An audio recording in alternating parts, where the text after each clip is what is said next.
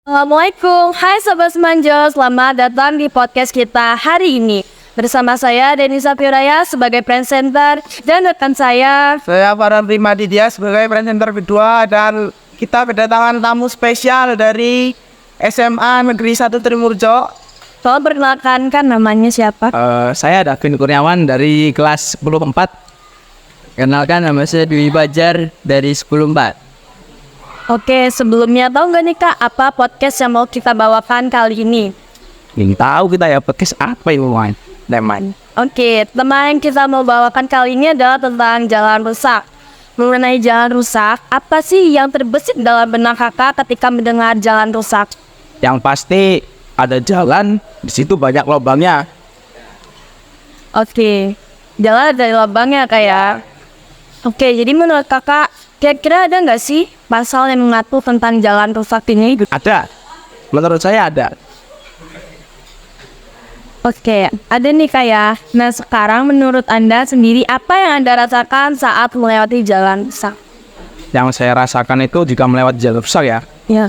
rasanya tuh mual, atau di sini ini seperti perut terasa sengkil, sangat sengkil sekali. Mual ya Kak? Ya. Sampai mual? Oke. Karena jalannya juga panjang kan ya, dan jelek, mual.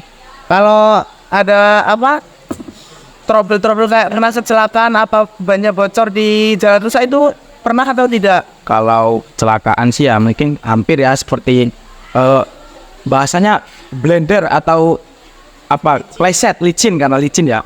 Karena kan sudah berbatu, terus tertimpa hujan, jadinya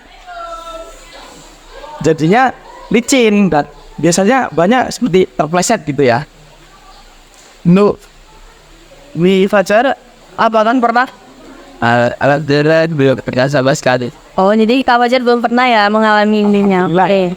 Terus, jadi buat Kakak, apa sih faktor apa saja yang menyebabkan jalan tersebut menjadi rusak? Setahu saya ya ada beberapa faktor. Yang pertama itu faktor kondisi tanah. Kalau kita sebelum mengaspal atau mengatur jalan kan kita harus ngecek kondisi tanahnya ya, atau itu tanahnya Ambles atau apa? tidak rata, kurang padat. Nah, jika tidak dicek dulu langsung di aspal saja kan, jika saat dilewati kan bisa saja Iya. ambles ya itu. Kalau air juga hujan gitu, Ya. ada irigasinya itu juga ya. Pasti kan mengundang di situ. Faktor yang kedua juga dari tonase muatan mobil.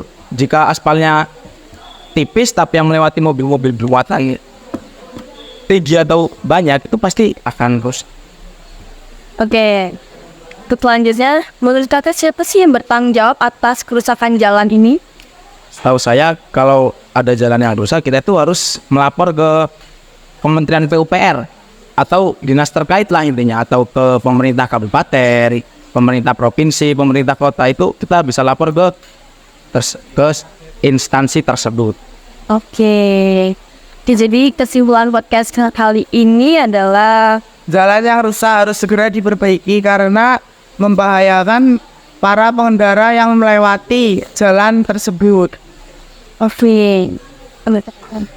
Demikian podcast kami kali ini. Terima kasih telah mendengarkan Semanjo Podcast. Jangan lupa like, comment, and subscribe media sosial sekolah kami dan kelas kami. Terima kasih sudah meluangkan waktu Anda untuk mendengarkan podcast kami. Saya Denisa Fioraya dan Saya Farhan Primaditya, saya akhiri. Wassalamualaikum warahmatullahi wabarakatuh.